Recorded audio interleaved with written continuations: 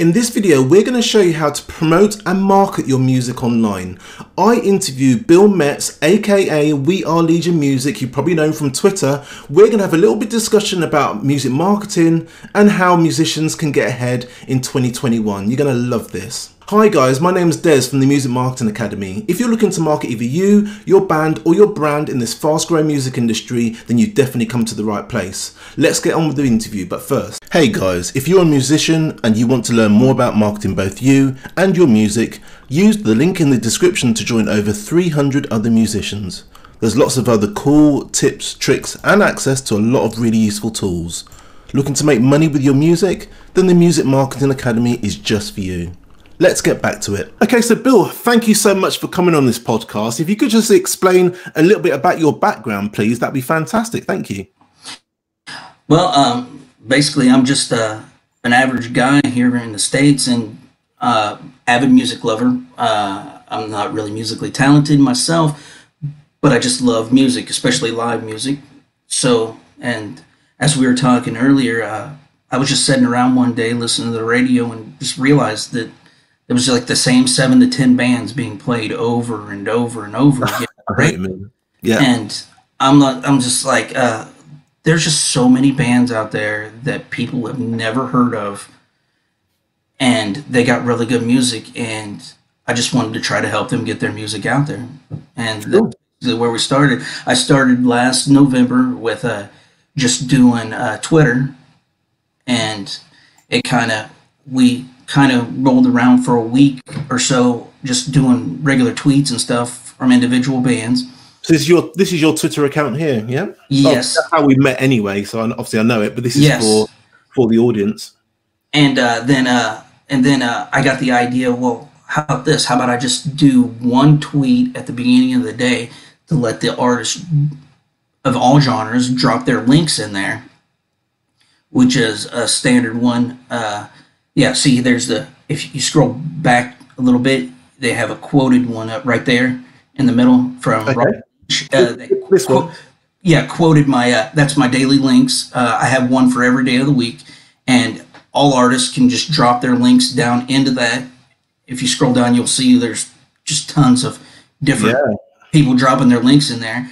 And what happened was it started to build a community where the artists would start following one another, and then they start supporting one another, and it became like a LinkedIn for musicians. So have you found then a lot of them obviously contacted each other, started doing collaborations stuff? Because I know that's happened with my account, and I've got a separate Facebook group. I know it's happened on mine that they've started collaborating. It's really funny. It is. I get DMs and emails all the time from artists that says, you know what, I never dreamed that, for one, that I could grow my following as much as I did from just dropping on your streams. And then I've met so many other artists, and now we're doing collaborations and stuff that I never would have even thought of before this. Sure. Because especially this day and age where, I mean, when I was growing up, music was set in specific genres. I mean, you had R&B, you had rock and roll, you had country, and you knew who those artists were. Sure. But now you have hip-hop artists singing with country artists and rock and roll artists and all this other stuff. It's just becoming music, and all the cross-genre stuff is really what people are craving nowadays, and it's worked out brilliantly for these artists. Absolutely. So obviously you're on most of the social media platforms. So here's your Instagram account as well, which again, it looks like you post again musicians. That you, yes. Yeah. Okay. Yeah, and every once in a while, some funny memes. Most musicians. No, that's nothing wrong with that. And then obviously you do a little bit of Facebook as well. Yes. Which is great. And we'll probably touch on this later, but you do obviously you've got a YouTube channel and you do some podcasting as well, but we'll probably touch on that a bit later. We can go into a bit more detail about that. Okay. If that's okay. So yeah, so obviously this isn't your main thing then, Bill. You obviously got a day job, and this is just something you do in your spare time, I presume. Yeah. Well, pretty much I work on it all the time, but okay. But mostly it gets done in the spare time whenever, because I do have a day job, and Sure. I actually I work for the United States government as a civilian building computer networks for the Army. Right. Okay. Wow. That sounds quite sophisticated. Yeah, I build computer networks for their training courses. So Right. Okay. that's what I do for my day job. Fantastic. And then, so you said about a year ago then, so yeah, last November, you started doing you started on Twitter, you started posting content, and then you asked people to share their links, and it just grew from there. Yes, if you go back to the Twitter and you see all those followers that I have now, what actually I started in September of last year. Well, at the end of October, someone had reported me as a bot, Really? and Twitter just wiped my account out. I lost 2,500 followers, Oh, and you're joking. so I had to start back over at the beginning of November with 0 followers, and I just go back. And as you can see, just from 1 year, I went from 0 to where I am now. And Sure. most those are musicians and stuff that just want to get their music out. Yeah, no, absolutely. And you've built quite a decent following as well. I can see that. So Yeah. you put yourself down here as a music promoter, podcaster, and blogger as well, yeah? Mm-hmm. Okay. And you're saying, I think we were talking off camera earlier, you were saying that obviously because of what's going on at the moment, you can't do as much music promoting as you want, but it's something that you definitely want to grow once everything calms down a little bit. Oh, absolutely. Whenever things kind of get back to normal and musicians start to get to play live shows and stuff again, I want to be able to take it to them, take my show to them, and maybe do some backstage interviews and stuff like that for the podcast. Okay. And maybe and then I can edit in some of their show as part of the music so people can actually see, because it's kind of hard to play like a full band on one of these right now, because you're limited on the camera size and stuff like that, and Sure. they can't really set up. If it's great for individual artists to play acoustically, but for live bands, for bigger bands, it's a little bit harder to do. I'm with you. Okay. But I do want to get out there on the road, and it'll tell a better story of who the band is. Yeah. And that's what I want to get out, is I want to get who the band is, let them hear their music, and kind of help the audience connect with the band. Sure. Because I don't know about you, but whenever I'm at a show, if I can connect with the artist that's on stage, they could play anything and it won't matter because I'm into it. Yeah. It's that synergy is there, and it makes the whole experience that much better. Yeah, no, fantastic. So you're mainly on Twitter though. Is that your preferred platform, Bill? I started on Twitter, and then I've gradually added into different platforms. Facebook is the last one that I added, so it's kind of growing slowly. But I started on Twitter. And guys, what do you think so far? Do you like this? Do you dislike it? Please let us know in the comments down below. And we'd also, if you like the content so far, we'd ask you to subscribe and hit the bell notification so we know we can send you more videos as soon as we upload them. And it also gives an indication to YouTube that you like our content, and it will show it to more musicians. So if you subscribe, hit the bell notification, I'd really appreciate it. It just blew up on Twitter, and it's the easiest one to do the promoting one, because Sure. I can one tweet and then everybody can drop their own. Yeah, no, And, absolutely. The other platforms, you got to kind of do a little bit more work to get your music in underneath there in the comments and stuff like that. Because like Instagram, they don't like when you post links to YouTube and stuff like that in comments. No. But Twitter doesn't mind that. So yeah, most of the promoting does go over on the Twitter, and now that the podcast is going, it's on YouTube as well. Sure. And I noticed as well that you do a hell of a lot of retweeting as well. So not only do you post, do you say, is it just normally on a Saturday you post out the drop links tweets? Yeah. No, Yeah. it's every day of the week. Every day of the week, sorry, yep. I have one for Sunday through Saturday every week, and And then once an artist posts their link in there, I will go back and retweet that link. Yeah, I was just about to say that. So all of these artists here, then, because obviously this is your latest tweet, isn't it? This was one you posted. Was it this morning? Yeah. Today? Yeah. Yeah. So what happens is when they post their links on here, you retweet these, do you? Yes. There's some that I haven't got to because Sure. here, I'll go back and I'll retweet every single one of those. Oh, that's phenomenal. Just so they can get their music out to as many ears as possible. Because I'm not a music critic, and I prefer to let other people make their own decisions on what type of music they want to listen to, and to each their own. I mean, if someone's vibing on someone's music, who am I to say, yeah, don't listen to that, that's garbage? It's not. Music is music, and as many people as I can get that out to, I'm going to try to do. And just those daily tweets receive anywhere from 8,000 to 32,000 views every day. Do they really? Yeah, so that's phenomenal. Each time those artists drop those links in there, it's like playing an arena. Wow. So they have a chance of 32,000 people hearing their music every day. That's crazy. They're not going to get that on a normal day-to-day basis. Even if they're playing an event in their hometown, they may get anywhere from 50 to 100, but now they're getting several thousand. Wow. Every day. I must say, you're doing a phenomenal job with that. You really are. Yeah. It's phenomenal. So, do you post anything else then, or is it literally just the? Sorry, I do the daily feed, and then I get a lot of DMs and stuff that people just want a little extra promotion, and if they drop their link in my DM, then I'll retweet it from my DM out, just so it stands alone on its own, so people can see it. And I do tweet out occasionally, just regular stuff, but mostly I use this account here as a business account, and just try to keep it mostly professional and toward the music as I can. So at the moment, then, you're not charging anything for this at all. It is literally just a free service that you're doing for musicians to get them more exposure, basically.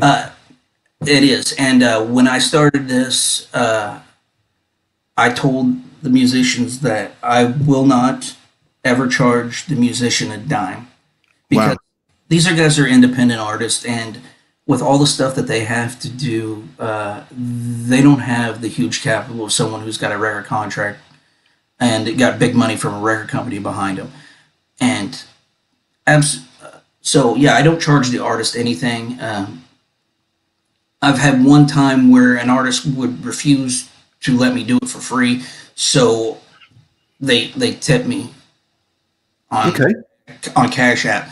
But that wasn't me requesting the money. They just did it on their own. Sure. But I don't charge the artist. No, I do this just to kind of pay it forward for them doing something that I can't do, perform the music. And music, like I said, has helped me through some very tough times in my life. It's kind of my way of paying it forward. Okay. Fair enough. Okay, so you started doing Twitter. You've opened the other social channels where you're obviously doing a little bit of promotion as well. One of the things I probably wanted to talk to you about is YouTube. We briefly touched on that earlier. You've started doing a podcast. Was it about 3-4 months ago? It's about three months ago. Yeah, 4 months ago, around there. Yeah. If you could just explain what you do with the podcast, who the sort of things, sort of musicians that you get on there, if you don't mind. Okay, well, as I had the blog, and I every once in a while I get this, even though I get tons of DMs and stuff every day, I always feel like I could do more, and so I reach out every once in a while and say, okay, now we got all this. Is there anything else that I can do for you? And the vast majority of them were like, well, how about you start a vlog? And I was like, well, if we're just going to do a vlog, how about we just go ahead and make it a podcast? And and then I'll just take an artist, we'll put that artist in the spotlight, and then we will move on. Actually, recently, someone nominated me for a 2021 Indie Music Award for Media for the podcast. So Oh, really? yeah, they're Oh, voting wow, on that's that. nice. They're going to be voting on that in January, and the award will go out in February around Valentine's Day, I believe. Oh, And congratulations. well, I haven't won it. No, And no, but the fact that somebody just felt, the nomination was yeah, for me. That alone is enough for me. yeah, Because I was looking at the list, and there are some other phenomenal people that I've met through Twitter and stuff that are also on that list that are well deserving of that award as well. And there's so many people out there willing to do what I do and do it for free. hmm, But there's a lot of people out there trying to scam them as well. yeah. There's a lot of scammers, aren't there, at the moment? Yeah, and I tell artists too that even if you don't want me to do your promoting for you, if you just DM me and ask me, I could hook you up with other people that do. Like I do a couple playlists on Spotify, but right now I'm basically it's limited to country music, and I just did a Christmas one, but it's a collaborative, so anybody can add their stuff to it. And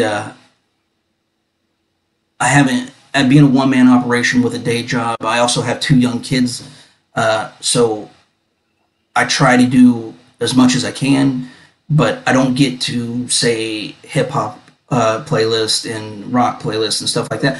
But I know a bunch of people who do, and I can hook you up with some very good people to get your song on their playlist. Sure.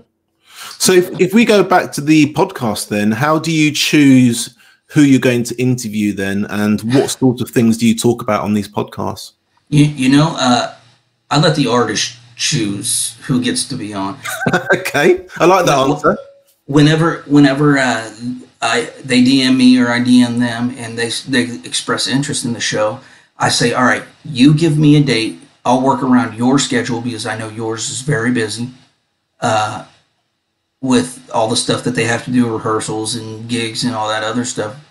And I was like, you tell me a time that works best for you, and that'll be your time on the show. That's And phenomenal. and then whenever we get to the show, I let them kind of decide how the show's going to go. If they want to play, they can play. If they want to talk about music, they just want to talk about themselves and let everybody know who they are as a person. That's the way we structure the interview, and it's kind of it's a real laid back kind of a mix between music questions. I'll throw out some promoting advice to them. I let them play some music and things like that, and it's just a really good time. And I encourage everybody to check it out for one, and go back and watch some of the other videos. Some of the other ones before I upgraded my equipment are a little but we're getting there, and any artist that's been on there is if they ever want to be back on there, all they have to do is let me know. And even if they're getting ready to drop an album or something, even if I got another artist on that night, I'll say, all right, at the end of the show, I'll cut you in 5 minutes so you can promote your album or whatnot, and or you got a show coming up and you want to promote it, I'll give you 5 minutes at the end of the show and you can shout it out. Okay. So who have you interviewed recently? You've got Hazy, is that? Yeah, this week I did Hazy, who is a hip hop artist, coming kind of mixture of R&B hip hop artist from Canada, and he's kind of he's from Western Canada. Okay. And most of the hip hop scene in Canada is more towards the eastern side, towards Toronto and things like that. Mm-hmm. He's also a college student,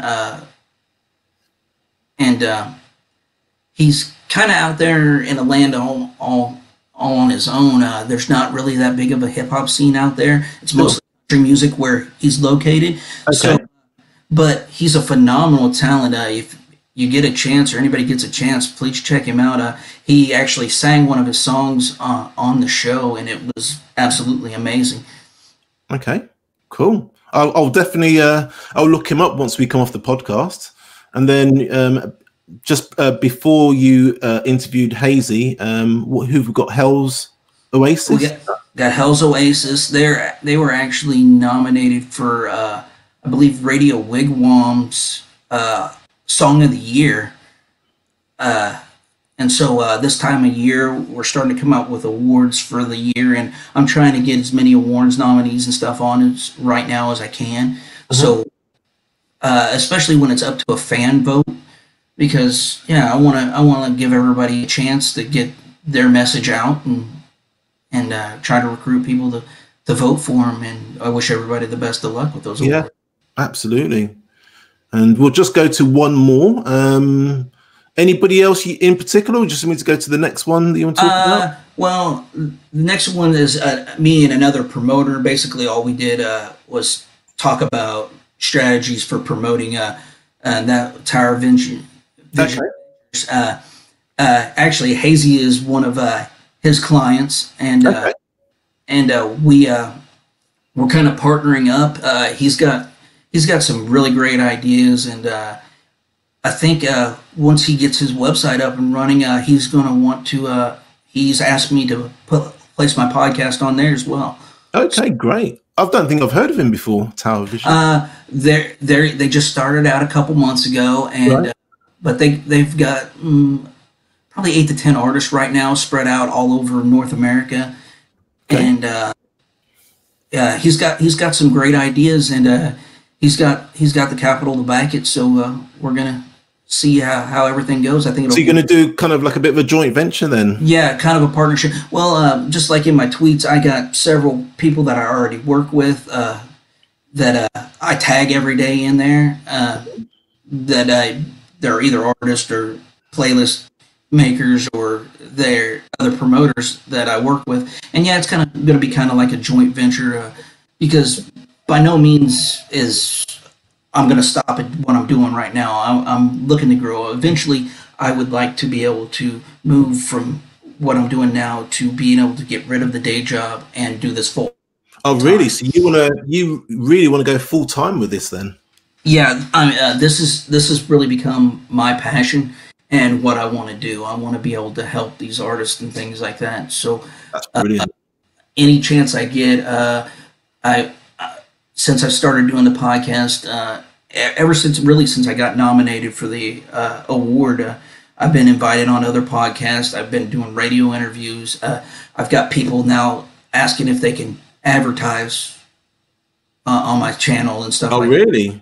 You have to pass some of them my way so I can get some of the advertising. If you want, I will do. No, I was only joking. Hey, I have no problems promoting other podcasters or anything like that. I'm here to help people who help musicians, and so that wouldn't be any issue. And one of the issues is that, well, have you had anybody advertise with you yet? And I was like, no one's advertised with me yet. Well, how do we know it's going to work? I was like, well, here's the deal. I will give you. They're getting ready to. One of them is getting ready to drop an app in the middle of January. Okay. You give me the 2 weeks before that you drop the app, and 2 weeks after you drop the app, I'll give you that advertising for free. Okay, And that was nice of you.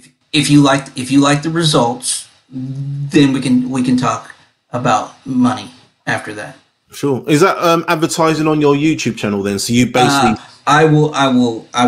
That'll be it. I'll do it on all platforms. Wow. Do it live stream. I'll do it on Twitter, Instagram, wherever they want the advertising. I'll do it, and I'll do it for free, and I'll give them a trial period. And if they want to continue on, then we can talk numbers and things after that. The advertising is not always going to be free because quite frankly, that's where I would make my money, is from the advertising. Sure. So advertising and sponsorship is how you want to grow what you're doing, and obviously absolutely someday go full time. Yeah, I mean, because right now I do everything out of pocket, and sponsorships and advertising is definitely how I want to move forward. I'm not going to charge the artist. If I have to do this for free the whole time and I keep my other job, then that's what I'll do. That's not what I want to do, because I feel like I can do this full time and I can do a lot more for the art, things like that. But if I have to do it the same way that I'm doing it now, so I don't have to charge the artist, then I'll continue doing it that way. I'm with you. And the name, where did the name come from? We Are Legion. It's pretty unique. It was actually I was just kind of messing around with different ideas, and I wanted to, because that's basically what I've created on Twitter, is a legion of musicians. Okay. And they support one another. So we came up with Legion, and then if you actually take the name We Are Legion Music, and you take the W, the L, and the M on there, this was completely by accident. Those are actually my initials. Oh yeah, of course they are. Yeah, if you capitalize the W and lowercase the R part of it, and just do the capitalization of Legion and Music, those are my initials. So it actually worked out pretty well. And, what's your middle name then? Lawrence. Lawrence? Yeah. Okay. Yeah, that works out quite well then, doesn't it? Not a lot of people knew that, so now... Sorry to push you into that, but you... it's all right. A bit there. it's quite all right. Fair enough. So yeah, so you want to... So the division of it then is to actually go full-time, do this full-time with other musicians, promote them, and you say you're looking to do with Tower Vision a little collaboration together to do something promoting musicians as well. And it's not just Tower Vision.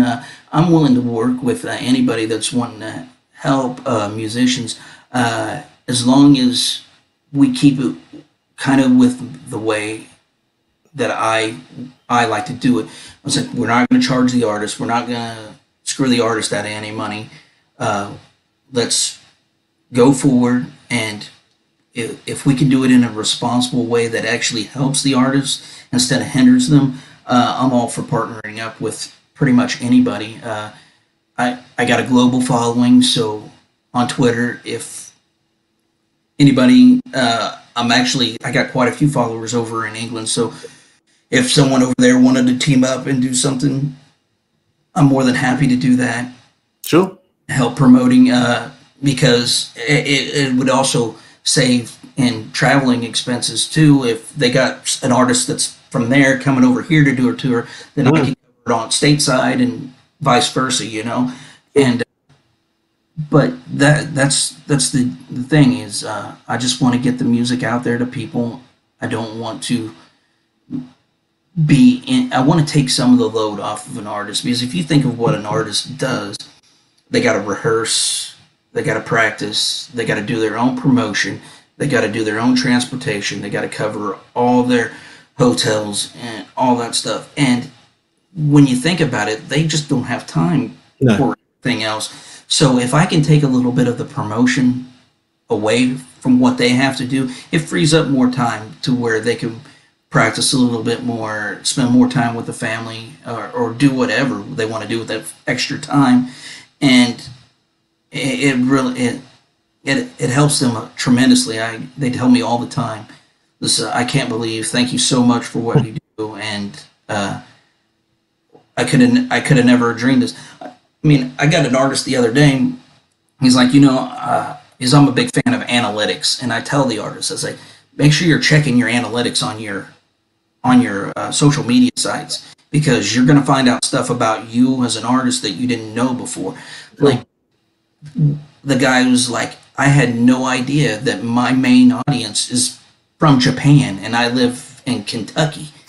He's like, the people that are streaming my music are in Japan. That's crazy. I was like, see, there you go. I mean, and that's the way. That's why you check those analytics, because you find those hot spots, and say you're a band from Brazil, but all of a sudden you check your analytics, and your main listeners are coming from like Poland and the Ukraine and Greece and all those places. It's like, if you ever get a chance for a tour, then you can maybe do an Eastern European tour and hit those spots, and you already have a fan base built up in those areas. So that would be the way to get your music out, because you may not always have you're going to have your core local following, but there's so much more to the world than just your local following.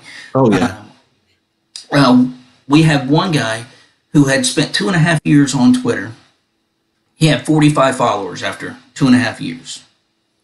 He met up with me. He started dropping his link in my daily streams. In 6 months after he started, he went from 45 followers to over 4,500 followers. Wow. And basically all he was doing was just dropping his link every day. Is that all? That's all he was doing? All the extra he was doing. And then he's like, once I started doing that, I was like, I couldn't believe it. People started DMing me, wanting to do collabs, and people was like, oh my God, you are so great. Just fans texting me and other musicians. He's like, it was just crazy, and I can't thank you enough. I was like, you don't have to thank me at all. I mean, that's what I wanted to do, and I'm glad it worked for you. Wow, that's phenomenal. So, Bill, what do you think about the streaming platforms then, as a place for musicians to get their music out there? What are your thoughts on the streaming platforms? You know, I know the artists themselves, they want to get out there and they want to play live because they get to interact with the audience, and they get to pull the vibe and the energy from the audience, and the audience pulls from the artist. And the pandemic kind of made it hard, but it also opened up new avenues for them. And I want to let them know that you should be taking full advantage of times like this, because even if you are doing a Zoom or just a live stream, you're playing to maybe 50 people at the most, use it as a test market. Sure. Do something that you normally wouldn't do to a place where you got 300 people. I mean, if it works for them, then you when you do get to play live, you can incorporate it into your show once you play live. If you bombed out, you're really not out that much because you're not playing to the larger audience, and you got to take advantage of those little bitty steps. Yeah, absolutely. I'll be honest with you, Bill. I've put that out there a lot on my channel about the live streaming, for example. Mm-hmm. And I've recommended that people go live as much as they possibly can. And I've had a lot of pushback on it. I've had a lot of negativity, and I've had a lot of musicians just say they're just not interested in doing that at all. Sorry? Oh, go ahead. No, I'm sorry. Yeah, I was trying to encourage them to say that, look, this is a great opportunity. Most musicians, I think I put a tweet out the other day that 82% of the musicians aren't making any more than $280 a year on Spotify. So I said, look, guys, this is a great opportunity to get your music out there. You know, we're not saying that you need to charge every single time, or sometimes not any time, but at least it just gives you more exposure. And it's free. It doesn't cost you anything to live stream at all. You get your name out there, you get your band out there, you get your brand out there. But yeah, a lot of pushback. It's interesting to me. I have been getting the same, and it's because musicians just naturally want to play in front of an audience. Yeah, and there's no feedback, I suppose. And there's no feedback. The best way to do it is Zoom, where you can actually see multiple people in your audience. But it's not the same energy, and no. I understand that. But that you got to get. We live in a digital world now. Okay, people aren't going out and buying whole albums like they used to. They stream their music. They stream all their content.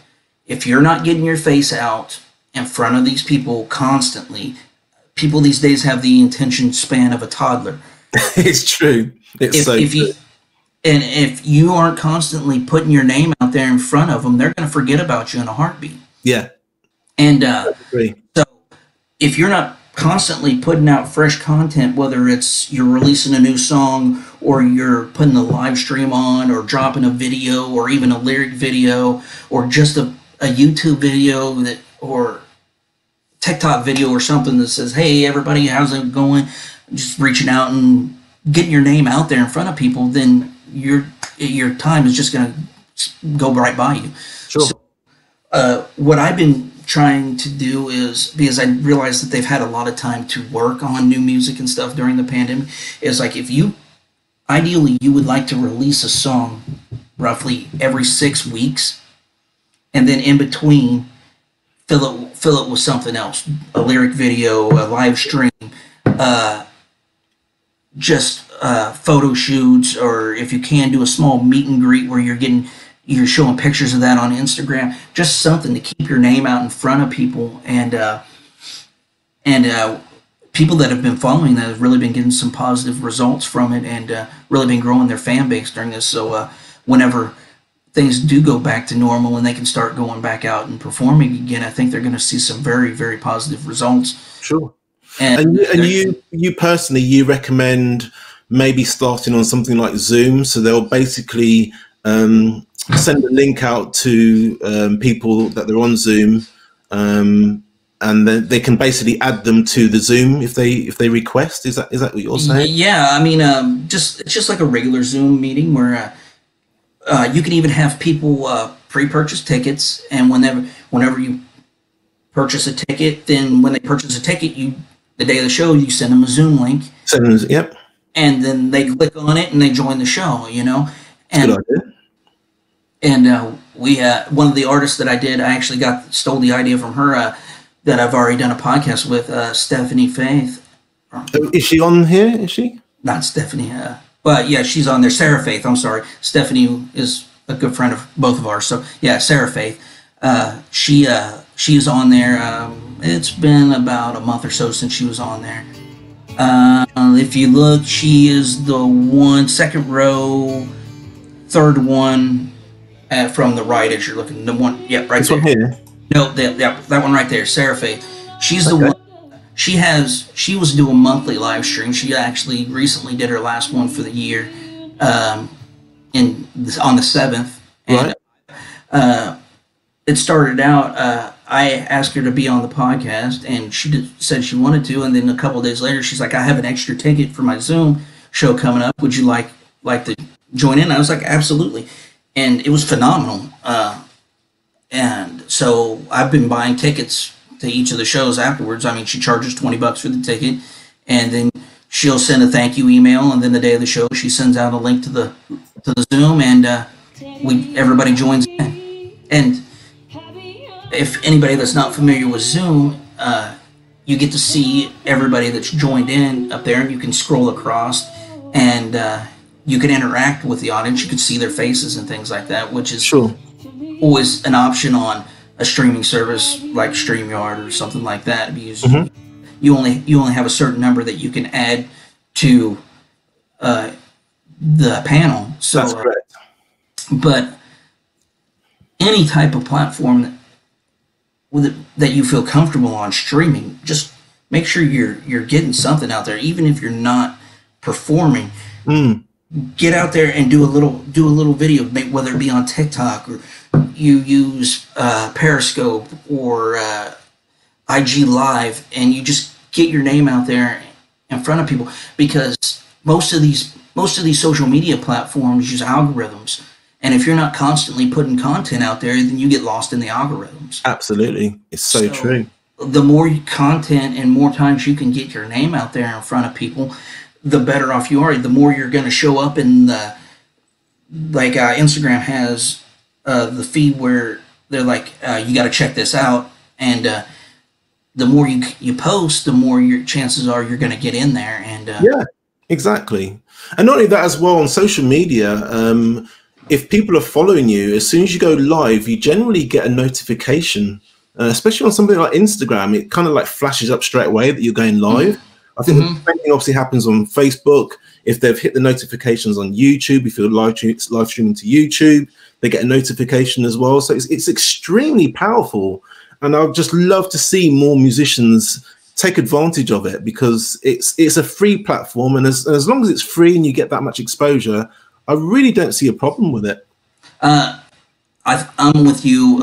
If they're not using social media right now or the streaming services, they're missing out on a golden opportunity to expand their business. And that's going to be the main way they expand their brand. I mean, you can only do so much with still pictures and tweets. You got to get some video out there.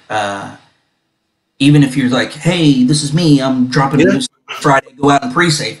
That's that's all you really need to do, because you're still getting your name out there, and people are going to be like, well, they're going to jump into music. They're heading over to Spotify or Apple, wherever, pre-saving those songs, and then boom, automatically they're dropping in their playlist whenever, and that just helps them even more. Do you know the strange thing though, Bill? I put a poll out. It must have been about 2-3 months ago, and I put a poll out saying, "Are musicians shy?" And the vast majority, I think it was kind of like 70% said yes. They're not shy to go out and perform, but if they were to pick up their phone and start talking into their phone like that, most of them are too shy to do that. It's really odd. It's a strange statistic. It really is for me.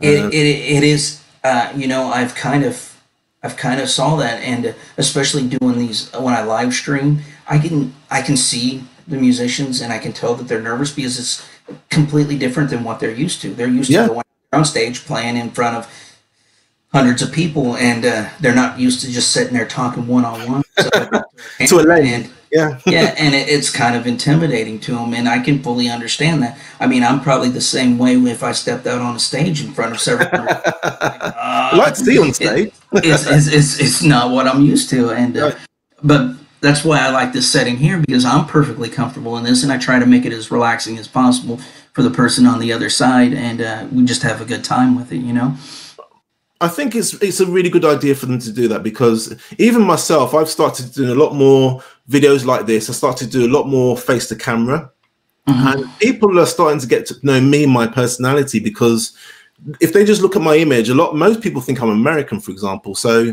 I try and do a little fleet every day. That's a new, obviously, service on Twitter, which is called Fleets. I upload to Fleets, upload to Instagram stories. And I try to recommend people in my forum to actually do more of that, because like you said earlier, just having an image up there just isn't enough. You need to get yourself out there and kind of differentiate yourself from other bands, other musicians, And that's the way you do it, is you get the videos out there, and people start to put a personality with the face. And as I mentioned earlier, if you can relate to an artist, and then it makes their music even more powerful, because you already have a connection with them. And the best thing an artist can ever do is make the audience feel what they're feeling when they write a particular song. And if you can already get a connection made before that, it makes their job a lot more easier with their songwriting and stuff, because they already know you, they already feel like they have a connection with you. Now you can just go out there, relax, and play, and next thing you know, they're singing along.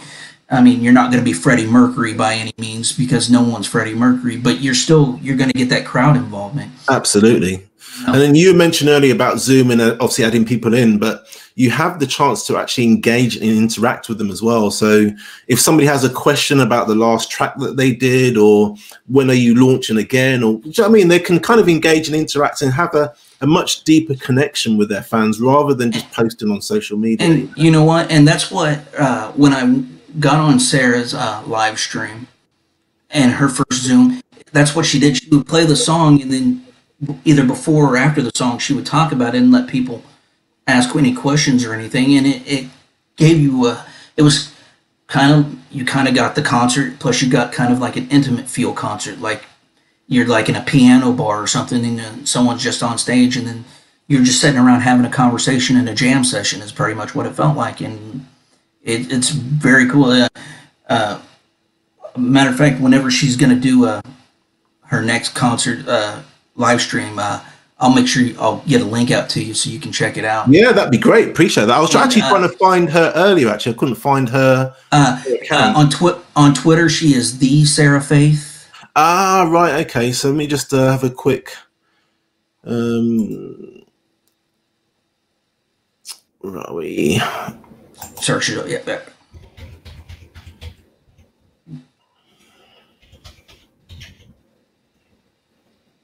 There she is.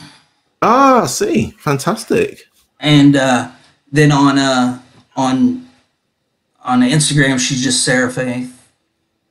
Okay. So she'll put it out there, and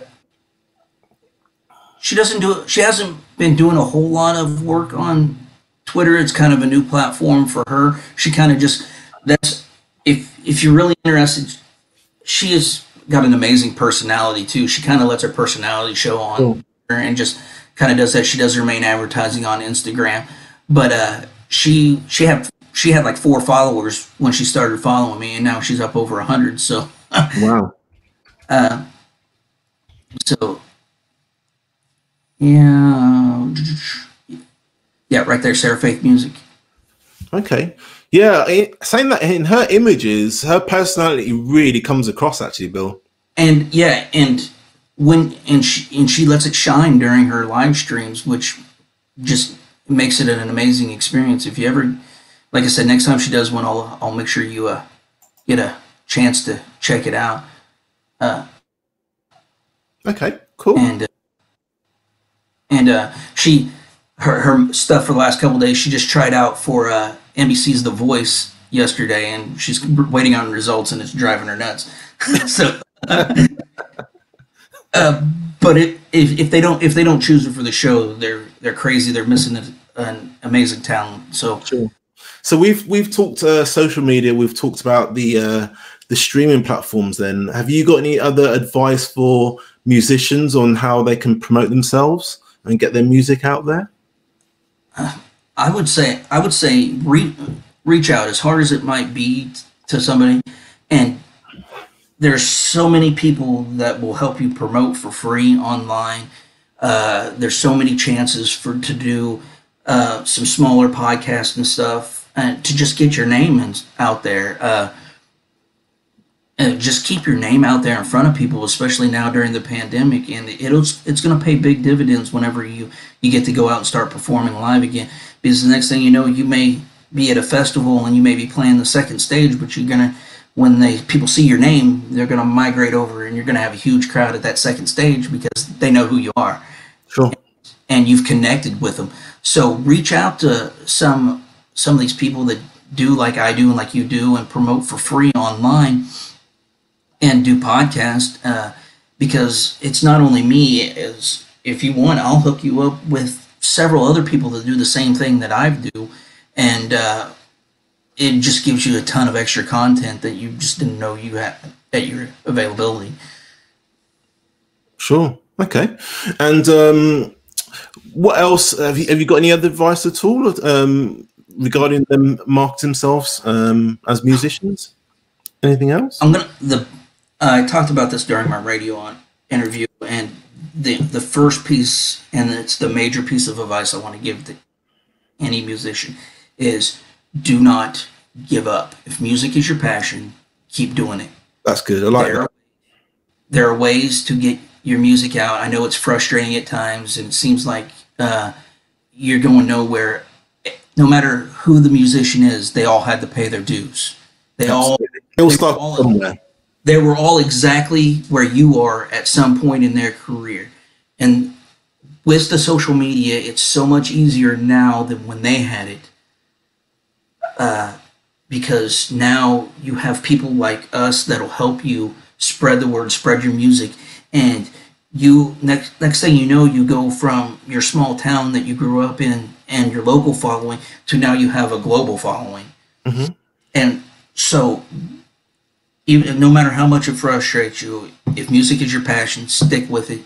Reach out and take advantage of the people that'll help you, and absolutely, things will be monumentally better. Yeah, absolutely. And what I also recommend as well is a lot of the musicians don't treat YouTube as a social media platform. If you go onto their YouTube accounts, there's generally not a lot going on. And I would also encourage them to post whatever video content they can onto YouTube, because it's the second largest search engine. I know a lot of the titles and things that they put in there aren't searchable, but it's still a platform that they need to be posting content to as well. Absolutely, because people are getting away. There's people that are just cutting cable, and YouTube is their new TV. Totally. They're streaming. Everybody streams their content now, no matter what it is, whether it's songs, video, whatnot.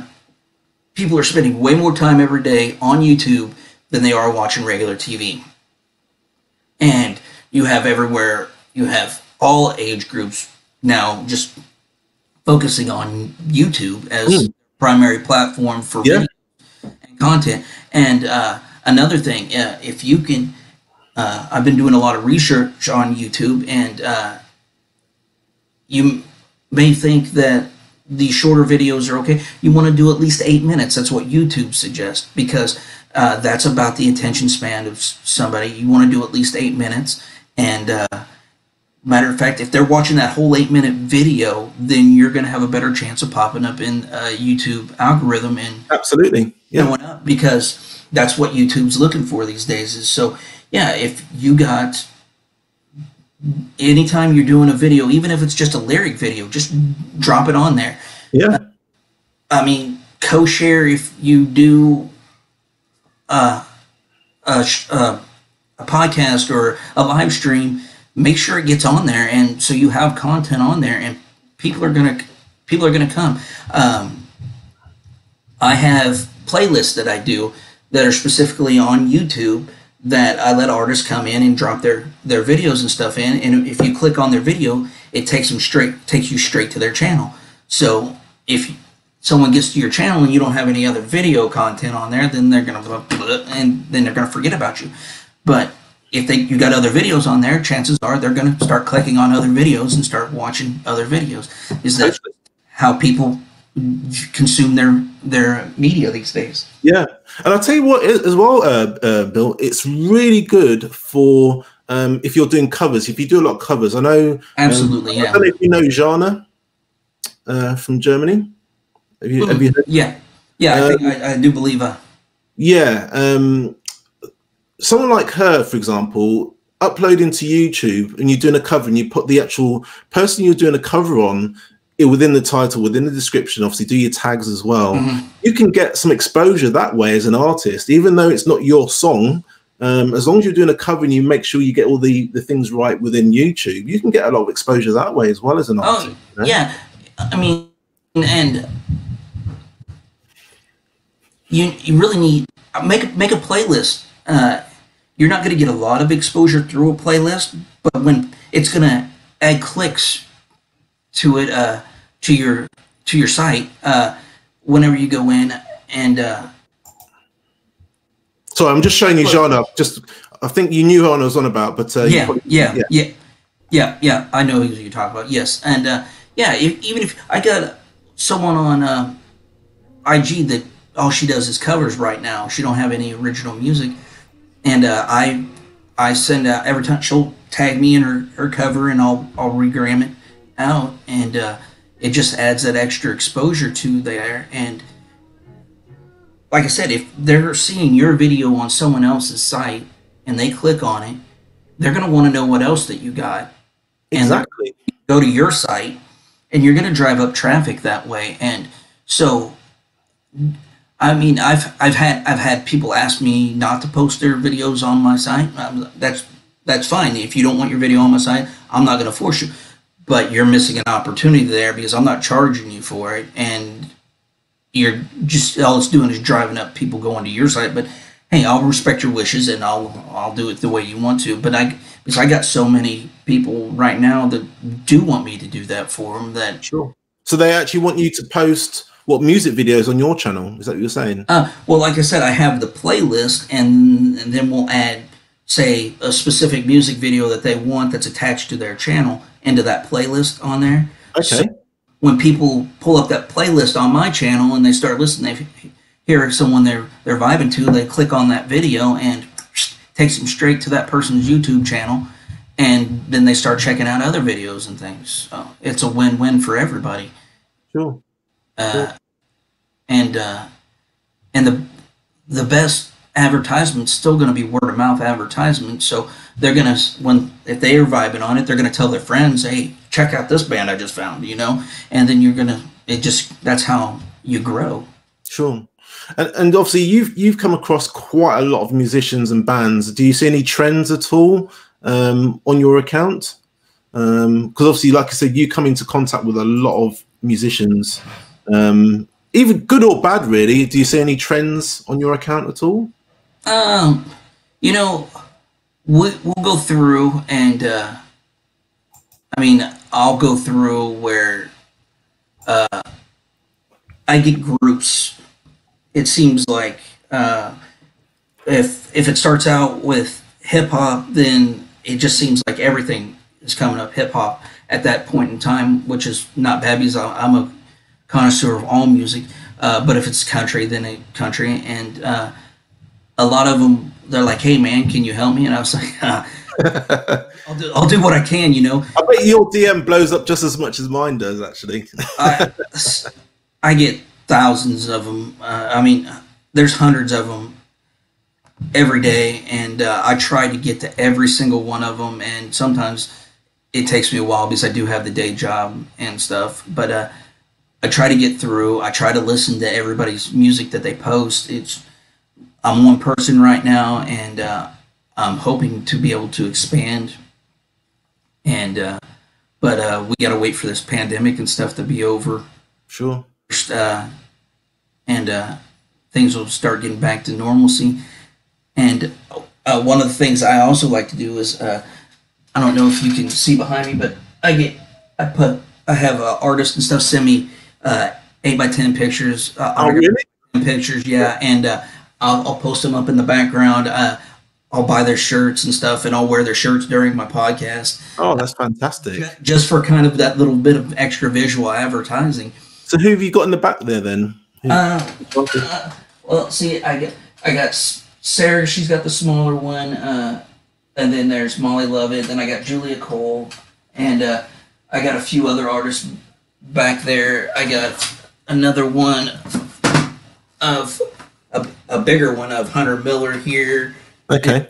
I got several of them that I haven't even got up yet because I haven't got frames for them yet, and I call it my wall of fame, and I'm just gonna line the walls with them. Actually, this was kind of a makeshift office that I made in right off my basement here. Okay, so in your basement at the moment, are you? Yeah. Well, my basement's kind of like its own little apartment.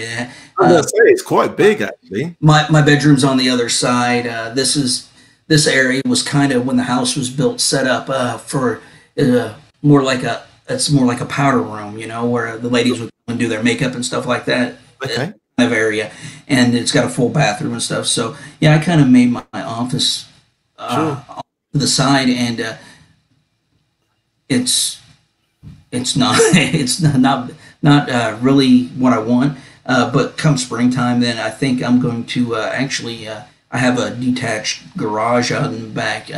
Then I think I'm just going to build me my own little studio and office back. That'd be good. And because now I've upgraded my equipment and stuff. I got my soundboard, my microphone now, and it'll kind of get me away from the noise inside the house as well, and it'll give me a better way to kind of set things up. But I try to make it as music friendly as possible. But it's just, as you can see, I got a mirror in the background. That's part of my bedroom set. That I just So how are things in Kansas City at the moment then? Is obviously I'm here in the UK, and there's different parts of the UK that have been shutting down, and you can't do anything. What's it like in Kansas City at the moment? Right now, we've got a bunch of stuff that's shut down because we've actually became one of the hot spots for right now. Really? And they got schools canceled all the way through till the 1st of April and things like that. So we're kind of, and Kansas City really does have a great music scene whenever there's no pandemic going on. We have a lot of music festivals and things like that, and tons of concerts. But all those venues have been shut down because of the pandemic, and even the ones that are up and running are still very limited on how many people they can let in and things like that. And so I know there's just tons of people here in the Kansas City metro area that are just chomping at the bit to get out there and see a live show. Sure. So when they give the all clear, musicians should expect sellouts like boom, boom, boom, boom, boom. And it's not even going to be a joke because people are going to be like, I'm going to a live show. And yeah. It's going to go nuts, isn't it? It's going to go nuts. Yeah, they're going to so they just need to be prepared. They're probably going to get a huge influx of people that they weren't expecting at those Sure. couple of shows. It also kind of depends on when they start those live shows back up, and how the vaccines get distributed. But yeah, if they wait until after, say, 90% of the population's been vaccinated, then and they open up a venue, those things are going to sell out in a heartbeat. People are going to want to get outside, and they're going to want to get to shows. They're just going to go out and socialize, and so. I still think they should do it if things do open up, and I really hope that they do. I still think the musicians need to do that as well as the live stream as well, because I think the live streaming is a special type of feature for musicians and bands, don't you? It is, because especially since this pandemic now is going to be stretching over into a year now, they got people that are really financially hurting and stuff that can't afford to go out and buy the concert tickets and things like that. Exactly. But they're catching their shows and catching those live streams and stuff. And whenever they do get back on their feet, then those are people that are, Yeah. this person helped me get through the pandemic. I'm going to go see them play a show, and I'm going to buy their merch, and I'm going to stream their music. So, yeah, you're still missing a golden opportunity if you aren't doing some live stream. You just brought up merchandise there as well. I don't know your thoughts on this, if you have any thoughts, but I try to encourage musicians, no matter what size their fan base is to start. Obviously, they're like you said, they're not being able to go out and do any gigs anymore. Obviously the money that's coming in isn't as much as it used to be. So I try to encourage them, no matter how large or small their fan base is, to start selling merchandise. I don't know what your thoughts are on it, but again, it's something I've had a lot of pushback on, because a lot of musicians feel they have to have thousands of fans before they start selling merchandise. I'm trying to encourage them to just get started now, because the guys that are interested in your music will actually purchase stuff from you. Oh, absolutely. Even if it's just like stickers, which aren't expensive. Golden opportunity right here. 8x10 photos. Yeah, exactly. Sign them. Sell an 8x10 for $10. Sell a signed 8x10 for $15-20. From your site, people will buy them, and none of these musicians, they're all unsigned musicians. Yeah. All I got here. I mean, of course, I got some posters and stuff of the Beatles and Freddie Mercury and Queen, but most of these people, Kurt Cobain's back there, but that was just to add some music influence to it, Sure. Mostly I'm filling it with unsigned musicians, and people are going to buy your merch. You don't have to go crazy. If you're worried about the cost of it, do pre-orders for your t-shirts. Yeah. You know how many to order, so you're not wasting a ton of money buying. You know what sizes to order them in, and that way, so when you get your orders in, you order that amount, you pay for it out of the money that's already been paid, nothing out of pocket, and then you send it out. And when you do send out your merch, make sure you're sending out something that you kind of privatize. Like Sarah, she sent this out with a shirt of hers I bought. It's just something simple. It's a picture on a piece of paper that personal note to me on. That means stuff to people. It does. It really does. And if you can add a personal touch like that, people are more willing to come back and buy your merchandise, more willing to stream your songs, go out to concerts, and they're going to support you. Especially, it's all about that connection that I've been talking about. You got to form a connection with the people. You can't just forget about the people that built you up. No. Because I interviewed a guy called Luke from City Lights. They're a UK band. Mm-hmm. And he was suggesting as well that a lot of his fans were actually asking for signed copies of the lyric sheet, for example. Mm-hmm. So, get that, sealed. So it's not just obviously a paper file. Sign it and his fans were purchasing those things. You know what I mean? Just something as simple as that. It doesn't have to be T-shirts and mugs. You can kind of think out of the box and do different things. You know? Yeah, and those things are easy to do. You just go down to the store, you make 1,000 copies of it, you get it laminated, you sign them, you laminate it, and you sell them, and people buy those things. Yeah, they want a piece of it. And for the ones that think that, oh well, I only got a couple hundred fans, I don't have thousands and thousands of fans, no one's going to buy my stuff. You're wrong, because people want to have that stuff. They do. Beginning. So when you do blow up, they're like, look at this. Yeah, got mine. Yeah. This was signed way back before you all even knew them. I have it right here. And that's, people want that because they use that for bragging rights. I was a fan before no one even knew who they were. And that's kind of, as a music fan and a band fan, that it's kind of like bragging rights. So they don't think that they aren't going to buy your merch. They will buy the merch, even if it's something as simple as you don't even have to do some of these aren't regular like photographs. They're just printed out copies of a photograph on a piece. Sell those. People will buy them. I guarantee you. Sure, exactly. And I noticed as well, a lot of the musicians now, especially the ones that are switched on, obviously Bandcamp do what they call a Bandcamp Friday. Yeah. I don't know if you've got any thoughts on that at all, but a lot of the musicians are asking their fans to stream the music from there, download the music, purchase things like CDs and things. I don't know if you have any thoughts on that at all, Bill. Like Bandcamp on Fridays, I get a lot of that because they do it once a month, and I do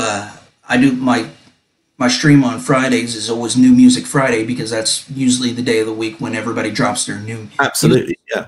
And it's usually one of the biggest streams of the week is on Friday, but everybody will get on there and start shouting out about Bandcamp Friday, which is kind of a cool deal that I think all proceeds from the streams go to the artist on Fridays. They don't. That's it, exactly. Yeah, they don't take Bandcamp they don't take any commissions on that Friday. So don't limit yourself on your streaming sites. I went through and looked at them like Spotify and Apple Music and Bandcamp and all that stuff, and they all have different rates for what you get paid for each stream. And you're already uploading to one site. You might as well upload to as many of them as possible because exactly. Not everybody's streaming on Spotify or not everybody's streaming on Apple Music or Bandcamp. Use all those sites and you're going to get bonus days like that. I mean, if you're going to get a free day every month where you're not have to pay commission, why not use it, Exactly. It's just good business to do that. Yeah, I mean, even if it's one song and they're, say for example, they're streaming or downloading, it's what, $3. How long does it take to earn $3 on Spotify? Exactly. I mean, I've been talking to several artists and they're saying something like it takes like 5,000 streams on Spotify before you actually start seeing any money come in. So yeah, and like I said, I looked at some of those and you're making like. It's like 0.008 cent. Crazy number per stream, but that's just the way things are nowadays. That's how people are consuming music. So you have to take advantage of every single one of those sites. Exactly. And you're probably, the way it's set up, probably not going to make your money off your streaming of your music. You're going to have the merch sites. You're going to have to do the live streams, and even if you're charging just $5 a head, people are going to pay $5 a head to live stream, and that's how you're going to get your income is doing it that way. Because it's not like everybody's signing a massive record deal where RCA's paying you $500,000 for a 3-record deal. It's just not happening that way anymore. And more, I see artists starting up their own recording companies, and So hopefully one day I want to get to a point where I can start my own recording company. Oh, really? Is that what you want to do as well? Is it? Yeah, because I'm going to focus on these smaller ones that don't get a whole lot of chance. But one of the main things that I want is I want to make sure when I do is that my selling point is going to be the artists are going to own their masters, and that's unheard of these days. Sure. You sign over your masters whenever your intellectual property when you sign a record contract. I don't want to do that. My record. I want to be able to do it, like I said, with sponsorships and advertising, and I will take maybe at that time once you get a deal, maybe take some commission for advertising, promoting, and getting gigs and things that way. But other than that, that's basically it. I mean, then that's just basically to cover cost of recording studio time and things like that, you know? Yeah, exactly. So, Bill, is there anything else you wanted to talk about within the podcast at all? I think we covered pretty much anything. We covered a lot. We covered quite a bit in just over an hour, and for all your fans out there, any of you that are musicians that definitely want to get on my podcast, you can contact us or you can DM me directly, and we'll definitely make room. I work around your schedule, and so if you want to give out some of your links as well, so your We Are Legion Music on YouTube. On YouTube, it's spelled out We Are Legion Music on YouTube and on Instagram. It's both that way. On Twitter, it's at music_Legion. Okay. I had to change it because We Are Legion Music was the account that Twitter said was a bot. Of course, yeah. So that's very unusual. What happened to you there as well, by the way? That was kind of strange, and they didn't even give me a chance to explain. I just woke up one day, was getting ready to post, and like how. You know the funny thing, I did a live stream last week, and I've got a live stream tomorrow about building your own email list, fan mail list. And a lot of musicians just they think I'm joking when they say that their accounts can be shut down, that they don't believe it. So it's nice that not nice, but it's good that you're telling the story that it's actually happened to you. Oh yeah, absolutely. Do you understand what I mean? So I think it's so important that, yes, register for all the social media that you can, but you do really need to be building a separate list away from the social platform, just in case it's not, I'm hoping it doesn't happen, but just in case, you get your account blocked or shut down, Absolutely. And so like I said, Twitter is music_Legion. Yeah. Facebook is the letter R, Legion Music. And then I also have my blog and my own website, which is just WeAreLegionMusic.com. So that's where are we? This one here. Yeah. And did you say that you've started blogging on this now as well? Yeah, I have some older ones on there, and just recently I've built up the questionnaire that anybody who's interested, they can email me at bill1metz@gmail.com, and I will send out the questionnaire. They fill it out. They can send me back some digital photos with it, and I'll create a blog out of that. And it's just another way to help promote your music and get it out there. Fantastic. Well, look, Bill, thank you so much for coming on this today. Thank you for what you're doing at the moment. I know, obviously, we've got very, very similar followers. Obviously, I generally tend to follow musicians, producers, writers, for example, and I know you attract that same sort of crowd. So I think we're kind of within the same circle of people. Just thank you for what you do. I mean, I really appreciate it. I try to do as much as I can to help promote your account as well. But like I said, just thank you so much for coming on the podcast. I really do appreciate that. Well, Des, thank you very much for having me on. It was a great time, and anytime that you'd like to have me back, and you want to talk about music or any aspect of music, cool. I'm willing to do so. One thing I was thinking of doing, actually, Bill, is on a Friday that and it's up to you because obviously the time zones are a bit funny, but just getting a few musicians on that are actually launching a track. and just seeing whether they wanted to come on and do something very similar to what you're doing in your podcast, just maybe play a little bit of their music and then talk about the launch, really. I haven't worked out the logistics of it yet because obviously I'm in the UK and a lot of people are in the US, but it's something I was thinking about. It's just maybe getting 4 or 5 musicians on. If New Music Friday can talk about their track that's coming out and why they wrote it, etc., etc. You know, I got some ideas on that. We can DM or we can talk about it later. Or absolutely, yeah. Say, I know it is difficult with because right now I'm in Central Time Zone. You're in the UK. We're 6 hours different, so maybe we could team up and say I could do stateside ones and you could do that's a good idea. European ones, and we just send each other the videos and post to each other's sites. You know, very good idea. Yeah, kind of cross promote that way. Do that. Get some more exposure for these guys, you know. But that's just an idea. You can DM me later and we can work that out. I'm more than happy to do that. I don't have any ego about this, so no, me neither. If another promoter wants to use my site, my platform to help promote artists, then I'm more than happy to share it with them.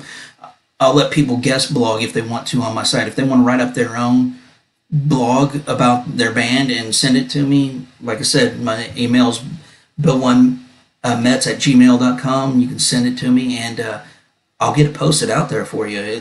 And I'll give you credit for it. I don't need to have the credit for it. It's not about me. It's about the music. Brilliant. Fantastic. Well, Bill, like I said, thank you very much. We'll get you back on the podcast, and have yourself a fantastic weekend. All right, you too, Des. Thank you very much. You have a good day.